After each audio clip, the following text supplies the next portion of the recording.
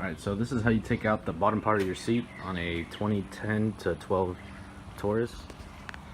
And online they were telling me a lot of different ways of doing this, but the way I found it's easiest if you just start off by just pulling the corner, and it'll just pop up a little bit. And I have it popped up on that side, I already did it.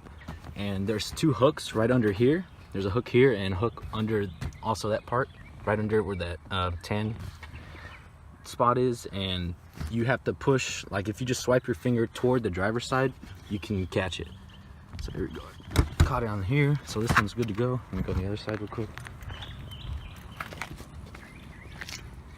So here, like I said, you pull towards the driver's side. So there you go. And it's ready to go out. Alright, so once you get it popped out like this, don't pull it up too hard because there's going to be some wire still attached. And so your first one, so mine has heated seats, so I'm guessing these are for the heated seats. There's a green tab on each side of the car. All you do is push down right here and pull out, and they'll come out really easy. There's also one on the other side over there, you see. And there's a bigger one right here. So this one, it's gonna be, it's like push pinned into these two little holes. All I did is grab it from the base and just pull up, so I can get easier access to pull it out. And for this one, all you do is push down this tab right here and grab on this side. So what I did, I just grabbed some channel locks and grabbed it from here and just shimmied it out, and it came out no problem.